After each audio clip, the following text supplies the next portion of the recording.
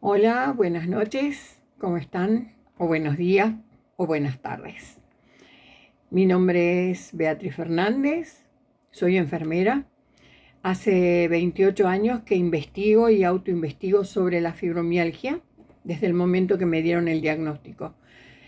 Hoy 12 de mayo se conmemora el Día de la Fibromialgia.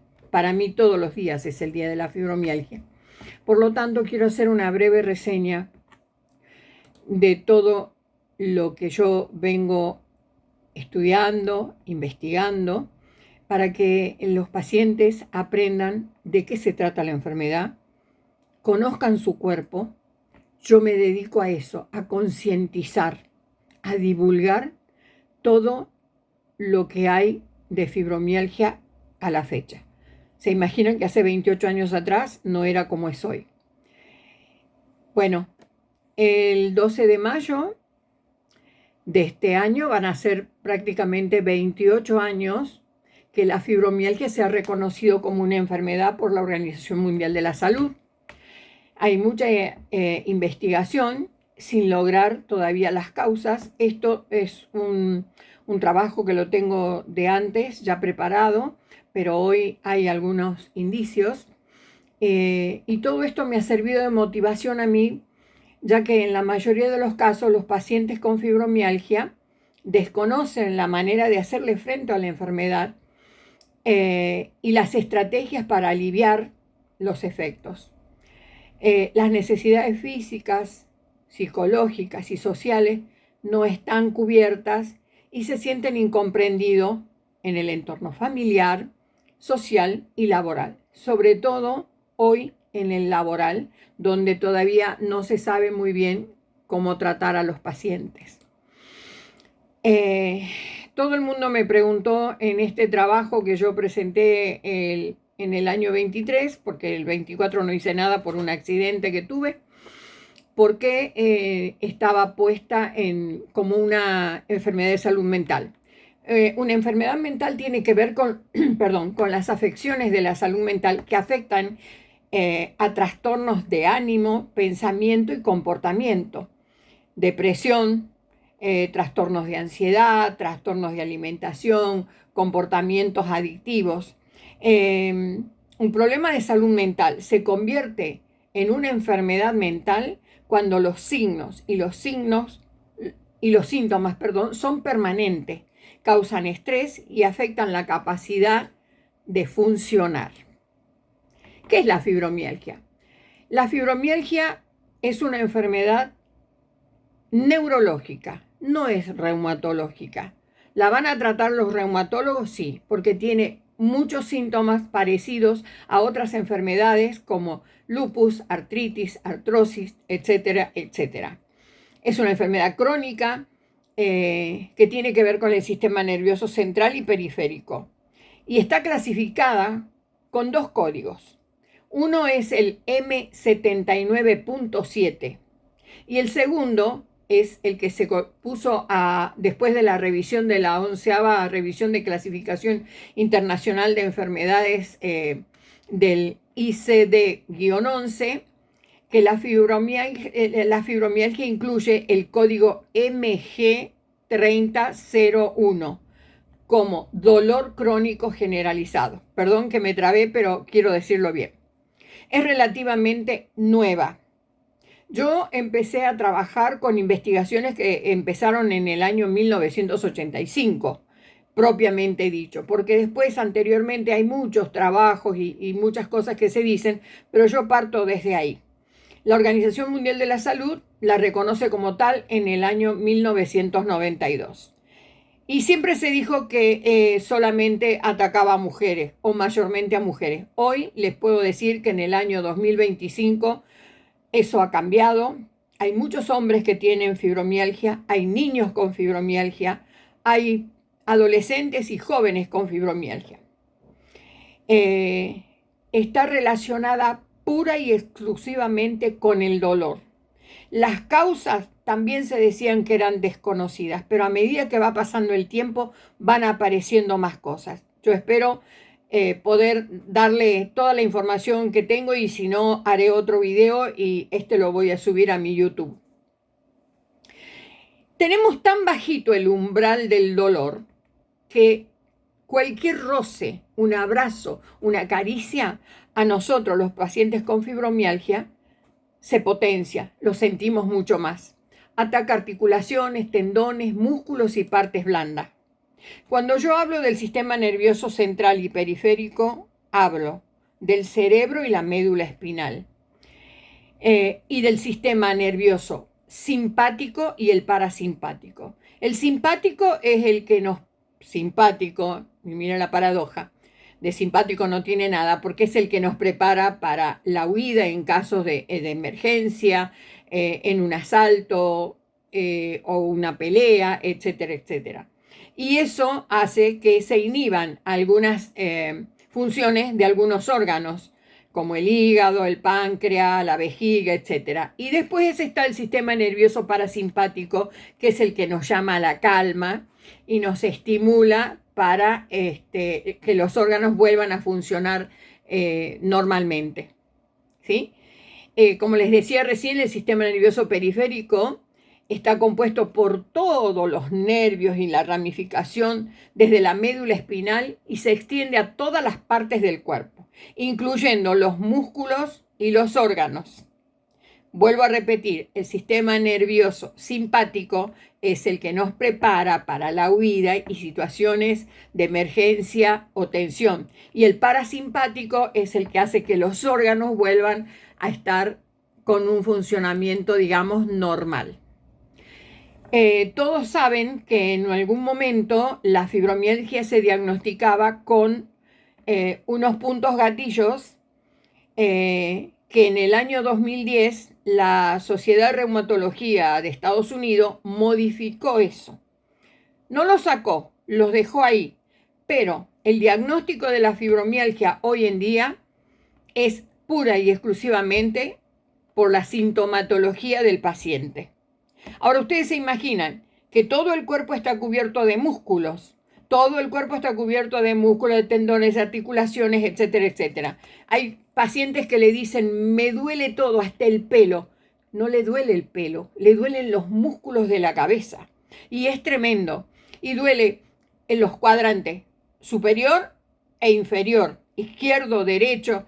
Entonces tenemos órganos que se sienten, digamos, en el cuadrante superior derecho tenemos la vesícula biliar, tenemos el hígado, tenemos el esófago, y del superior izquierdo tenemos el páncreas también, un pedacito, el páncreas, el estómago, una parte del intestino grueso, y en el inferior tenemos derecho, tenemos al apéndice y después tenemos el intestino delgado del otro lado.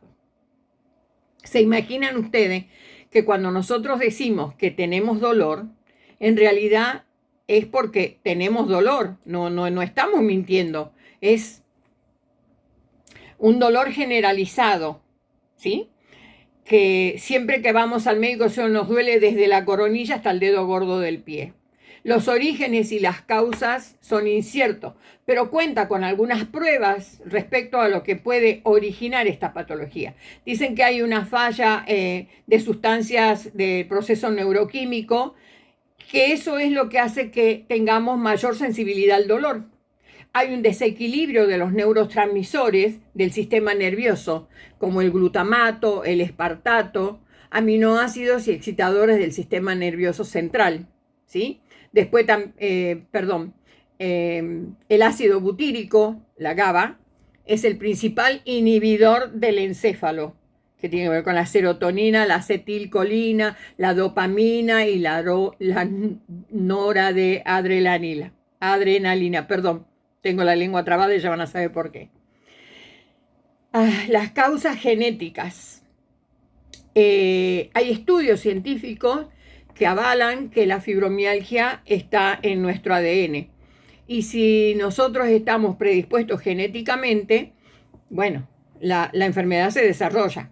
Pero, ¿qué quiero decir con esto? Que hay un 28% de posibilidades que las madres que tengan hijos puedan desarrollar la enfermedad. Puedan. No es... después tiene que ver con un trastorno de flujo sanguíneo en la zona cerebral, que eso ya vamos a llegar después para que lo veamos. El estado anímico, que tiene que ver con los problemas afectivos. Por ejemplo, con una depresión que no se sabe si esa depresión es depresión en sí o un estado depresivo propiamente dicho a raíz de los dolores que tenemos, ¿sí? Porque ese es el problema. Porque si hablamos de depresión, sabemos que la depresión es una enfermedad grave. Por lo tanto, lo que tenemos los pacientes con fibromialgia son esos estados depresivos que nos dan los dolores, porque nos cansamos de estar en la cama, tenemos dolores, ya no sabemos qué hacer. Que no quiere decir que los pacientes puedan en algún momento de su vida desarrollar cualquier otra enfermedad, porque la fibromialgia, que quede claro, no es la causante de otras enfermedades, ¿sí? Hay investigadores que dicen que hay una alteración a nivel cerebral y no una disfunción en los tejidos del cuerpo. Puede aparecer en cualquier momento de la vida, después de una situación traumática. Siempre, siempre. Todas las enfermedades aparecen después de una situación de estrés y no lo digo yo, y de las emociones, y no lo digo yo, sino lo dice la Universidad de Harvard. Y también me lo dijo mi médica, la que me atendió a mí en sus principios, porque yo no me atendí en mi provincia, me fui a Córdoba, eso ya es otra cosa. Bueno, entonces, ¿qué pasa? Los neurotransmisores, donde está la dopamina y la serotonina, son dos neurotransmisores mensajeros químicos que transmiten la información entre las neuronas, ¿sí? Que controlan un amplio rango de las funciones esenciales para nuestro cerebro. Controlan todos nuestros movimientos y regulan las emociones, la cognición, la motivación, etcétera, etcétera, ¿sí? ¿Cómo se diagnostica? El diagnóstico de la fibromialgia es muy complicado porque los pacientes van de un médico a otro y a veces pasa mucho tiempo hasta que reciben un diagnóstico. Pero también tengo que decir que hoy hay un sobrediagnóstico de fibromialgia, porque cuando un paciente llega que me duele todo el cuerpo y el médico enseguida le dice, tiene fibromialgia. Para poder saber si tenemos fibromialgia, primero tenemos que descartar que no tengamos ninguna otra de las que les hablé hace un rato. Lupus, artrosis, artritis, esclerosis múltiple, etcétera, etcétera. ¿Por qué? Porque son enfermedades que tienen los mismos síntomas que tenemos en la fibromialgia, ¿sí? Los síntomas principales son única en cada paciente. Cuando digo única en cada paciente es porque no es que todos los pacientes no van a tener todos los síntomas. Todos los pacientes van a tener todos los síntomas, pero tampoco van a venir todos juntos. Aparecen por etapas. Yo doy fe porque estoy hablando en base a todo lo que a mí me ha pasado y todo lo que yo hice en cada uno de los síntomas que fue apareciendo en mi vida. Para cada uno tuve que ir a especialista, descartar, etcétera, etcétera. Le duele la columna, le duelen los hombros, duelen los brazos. Nos levantamos a la mañana con una rigidez que mucha gente no se puede ni mover después de dormir y levantarse a la mañana, perdón. Entonces, ¿qué hago yo? Me levanto, me pongo en posición fetal, bajo las piernas, muevo un poquito los pies, me paro al lado de la cama y recién hago algunos pasitos. Después tenemos mareos, vértigo, intestino irritable, dolor de estómago, estreñimiento, diarreas, o una cosa o la otra. Tenemos una falta de concentración. La verdad que el tema de la concentración conmigo no tuvo éxito, pero lo que sí, al principio, cuando comencé con los síntomas, tenía algo como que se me caían las cosas de las manos. Después se pasó, porque es uno de los tantos síntomas que tiene. Perdón, me voy a poner los anteojos. Después tenemos un agotamiento emocional, ¿sí?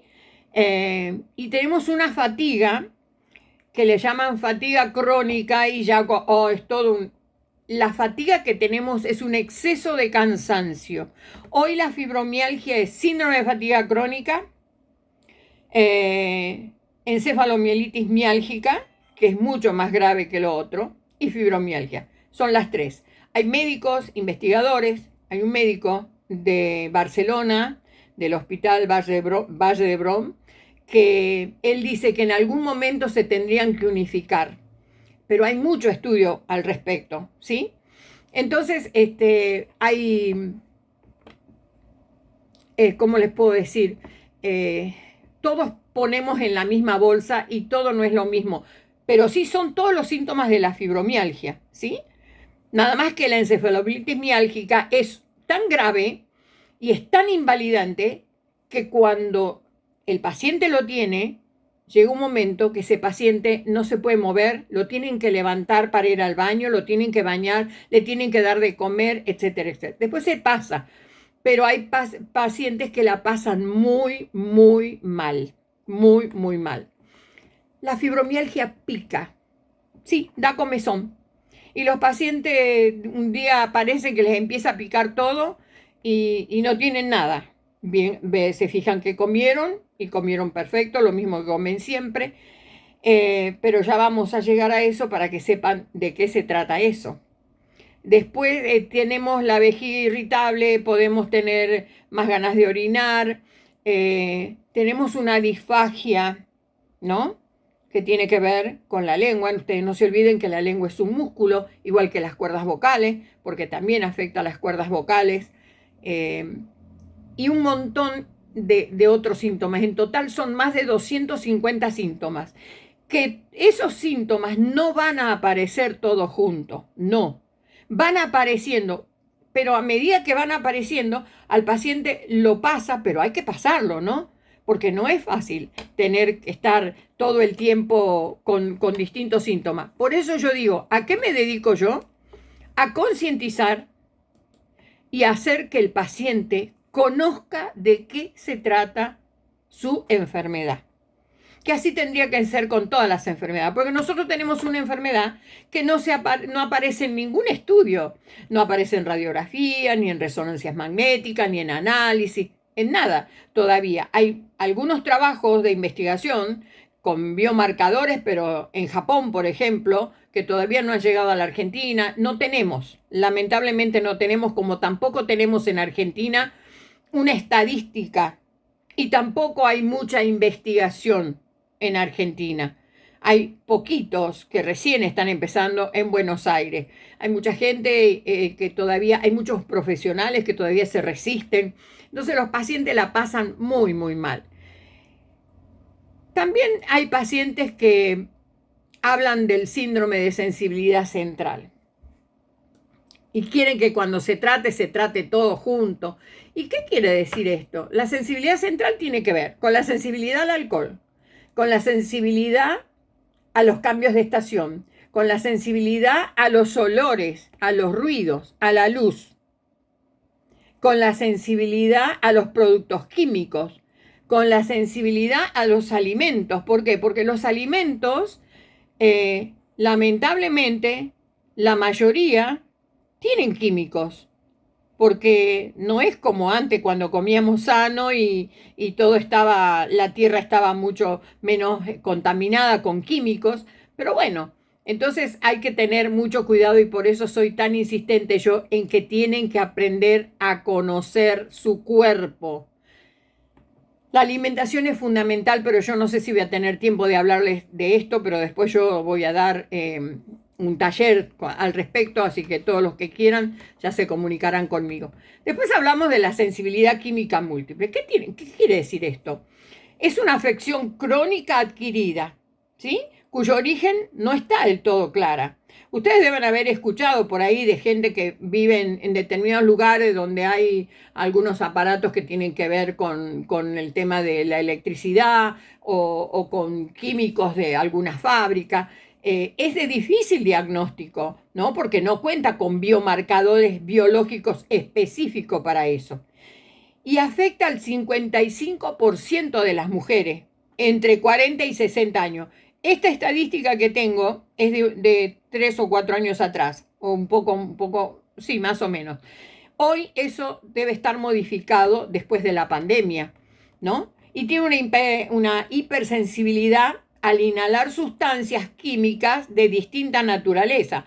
Pónganle el aerosol, el perfume que nos ponemos, los desodorantes que usamos en el cuerpo,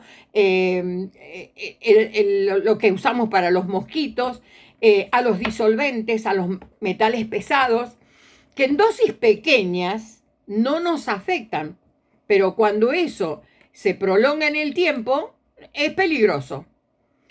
¿Qué tenemos también? Tenemos unos dolores que en el trocánter. El trocánter o una bursitis que se llama, que generalmente, yo les explico a los pacientes, está al costado de la cadera, en la pierna, en la unión de la cadera y el muslo, para que lo entiendan, en el fémur.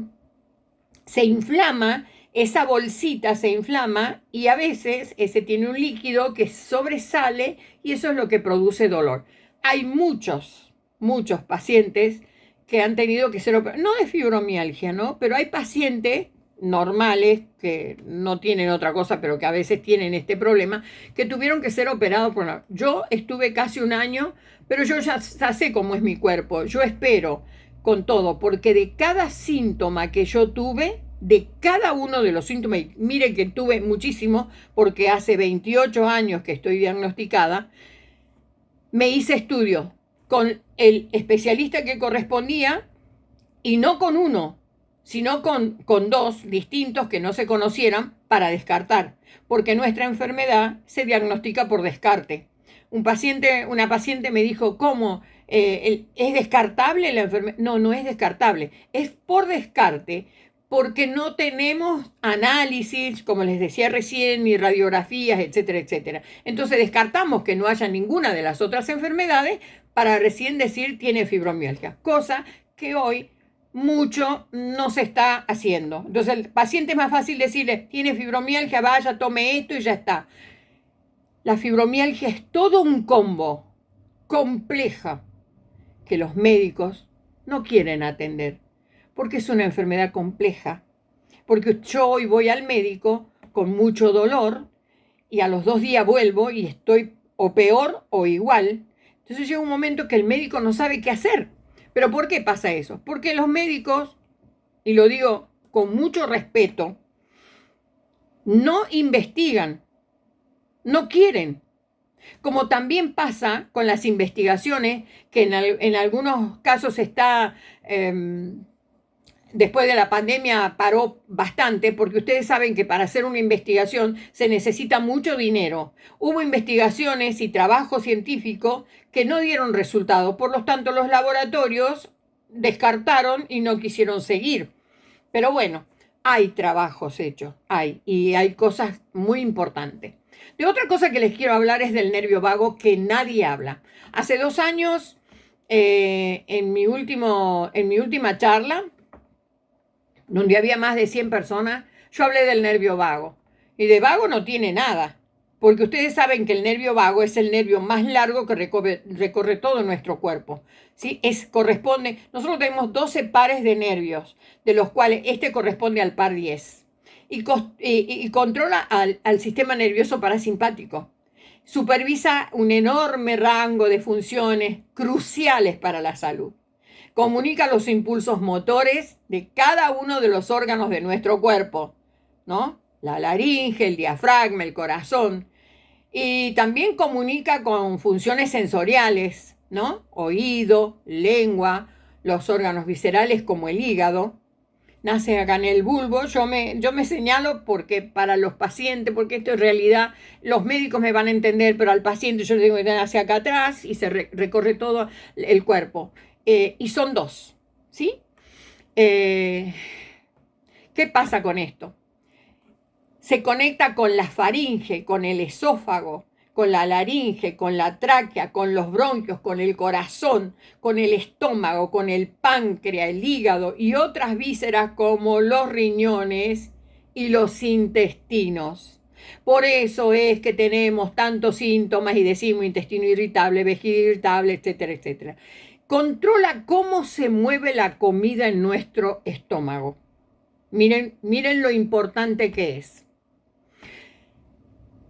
Es tan importante que yo les cuento una anécdota. Yo cuando me hago todos los controles de todo, cuando tengo algún síntoma, me tuve que hacer un estudio y tuve que estar 48 horas para hacerme un estudio. ¿Por qué? Porque yo después de 48 horas de ayuno, mi estómago todavía seguía con comida en el estómago. Si el estómago deja de funcionar, o sea, deja de hacer esa digestión, se produce una gastroparesia. ¿Qué quiere decir esto? La gastroparesia es la comida que se mueve muy, muy lentamente o no se mueve y llega a ser una patología muy, muy grave. No sé si ustedes habrán escuchado hablar de Emma Cole, que es una cantante lírica muy jovencita, que desde muy chiquita tiene una gastroparesia y ella es alimentada a través de una bomba. No vamos a entrar en eso porque es bastante complicado. Los síntomas del nervio vago. Algunos de los efectos secundarios y problemas de salud asociados con la estimulación del nervio vago implantado puede incluir lo siguiente. Cambio de voz, que me pasó. A mí me gusta mucho cantar.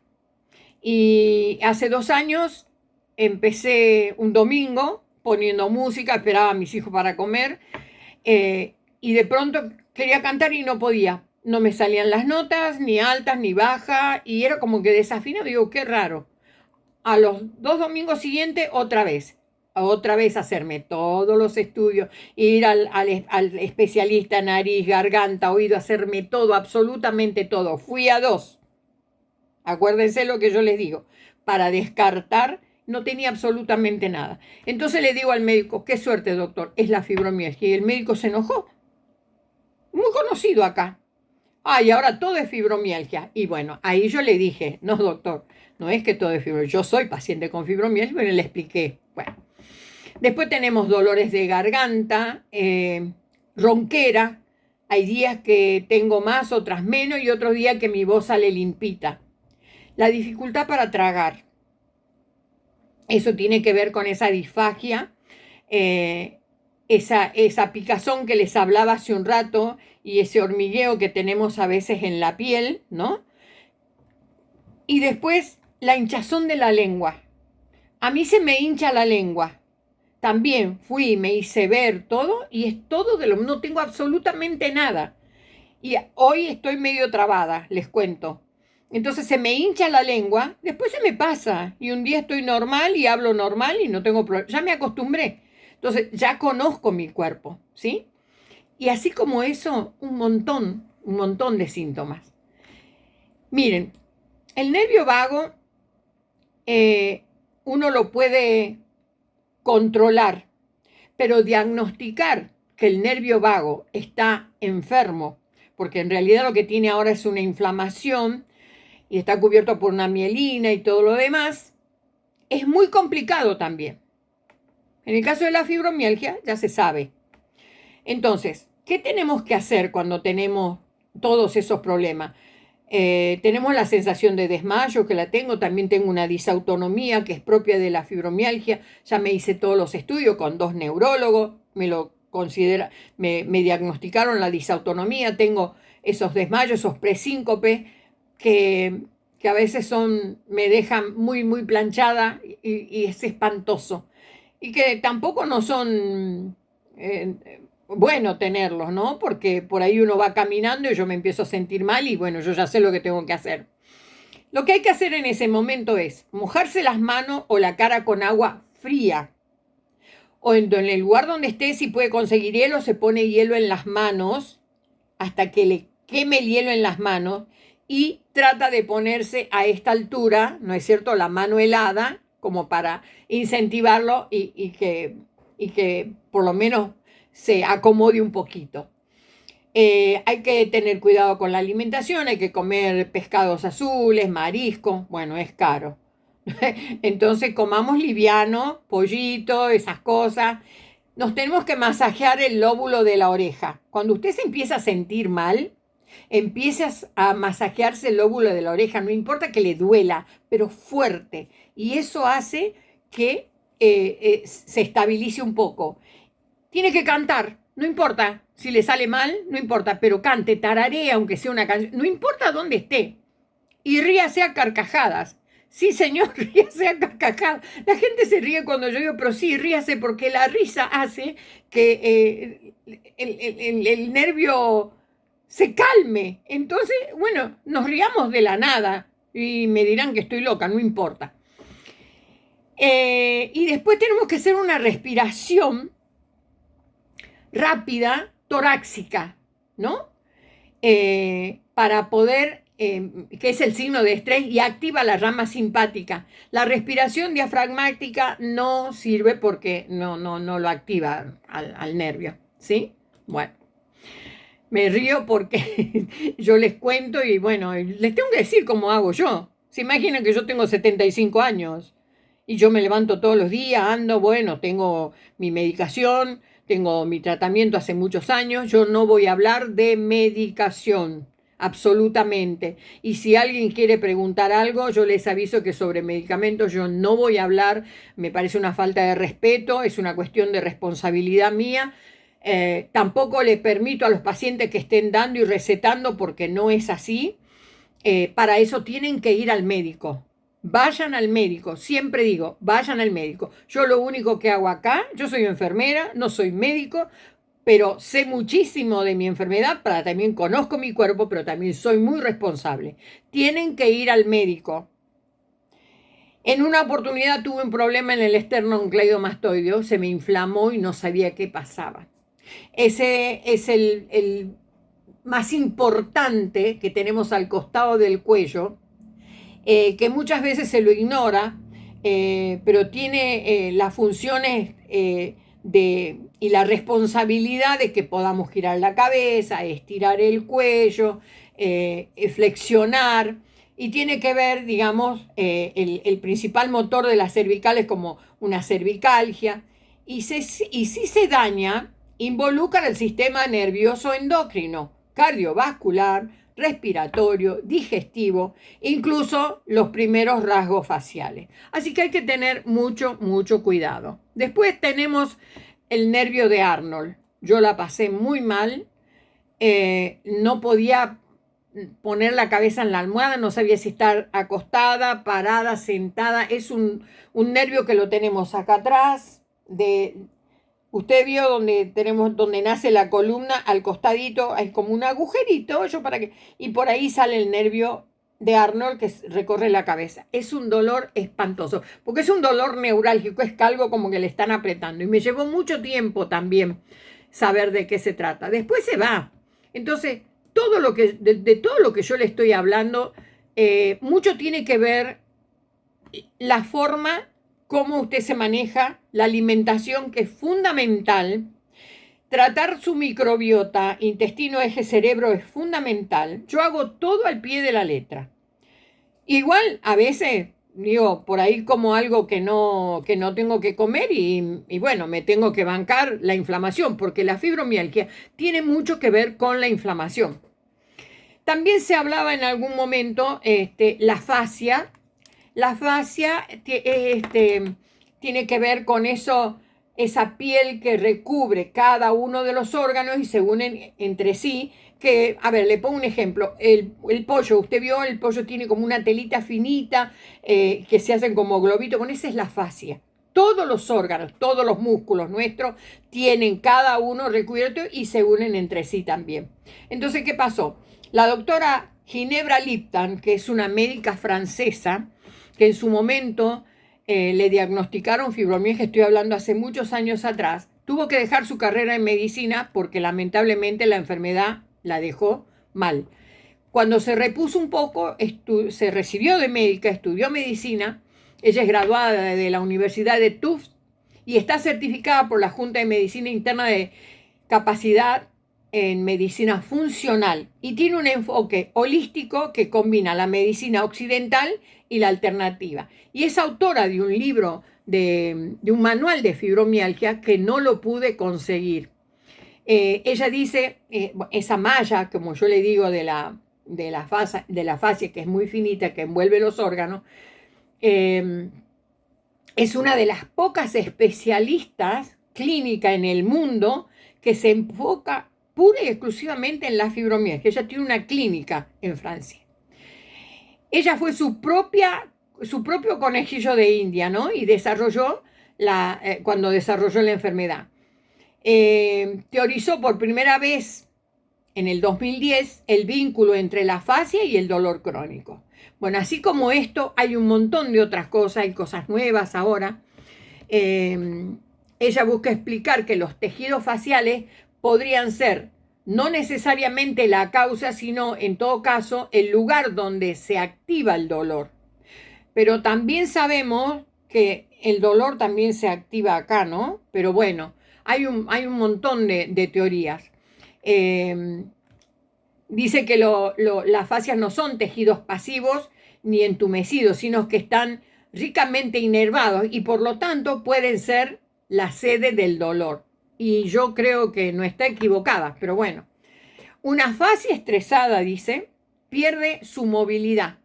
Y como están comunicadas entre sí, como yo le decía al principio, una fascia que pierde movilidad interfiere con la mayoría de las otras fascias, no solo relacionada con otras partes del cuerpo. Y esto explica por qué el dolor es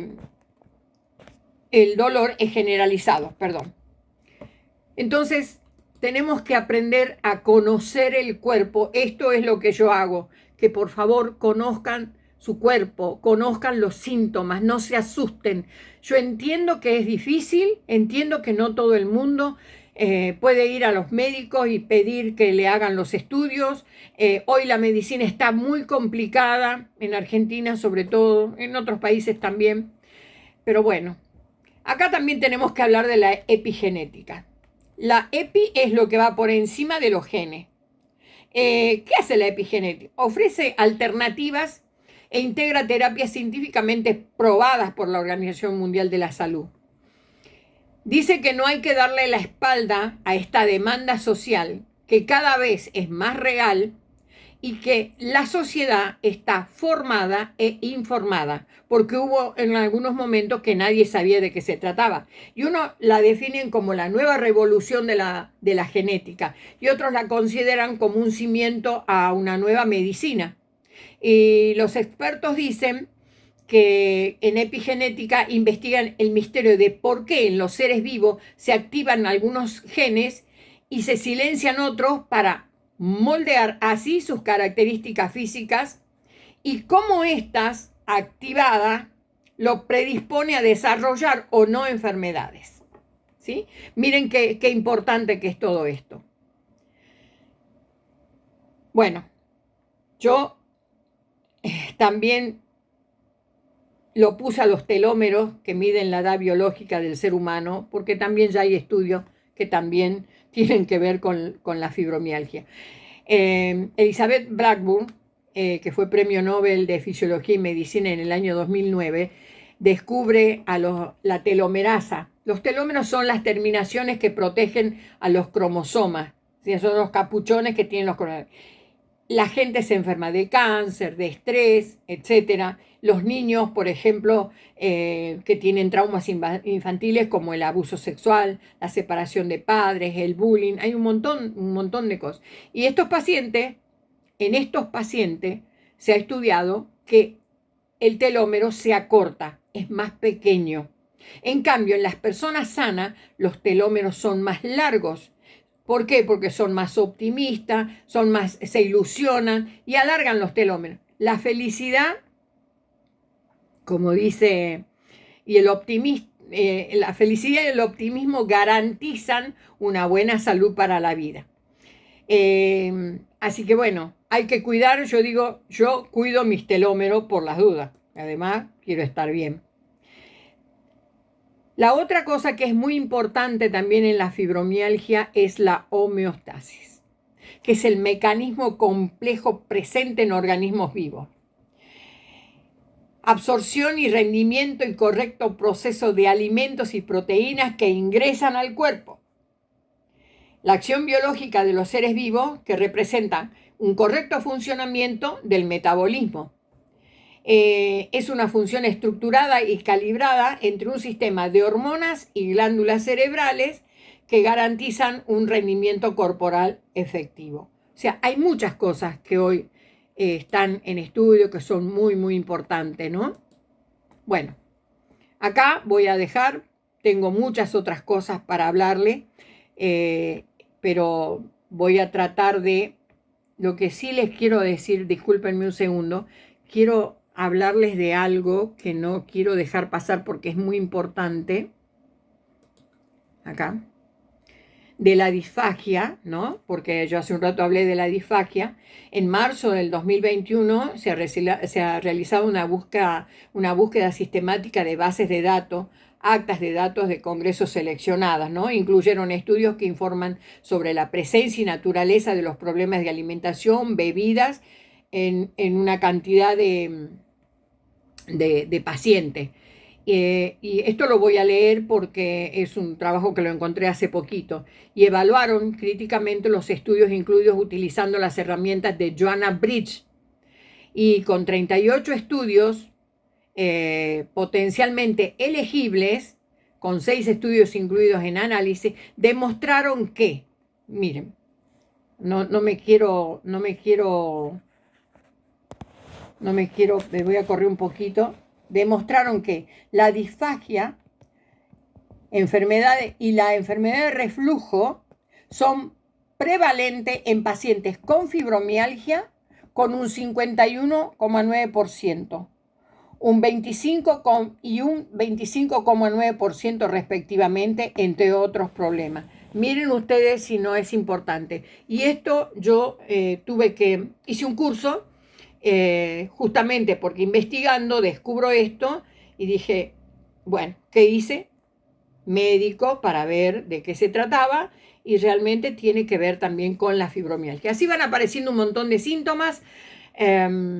Espero que les haya servido. Hay mucho más, tengo mucha más investigación, pero esto es largo y se van a aburrir. Así que les deseo a todos que por favor puedan llevar una vida mejor. Pónganse en contacto conmigo. Yo voy a dar un taller dentro de poco para que el paciente, que es lo que yo hago, porque yo trabajo con médicos también, ¿no? Para que el paciente aprenda a conocer su cuerpo, aprenda a conocer los síntomas, que no se asuste y que hay un tratamiento y que la alimentación es fundamental en un montón de cosas. No solamente la alimentación, es todo un combo. O sea, así que ténganlo en cuenta. Les mando un abrazo y nos vemos pronto. Muchas gracias.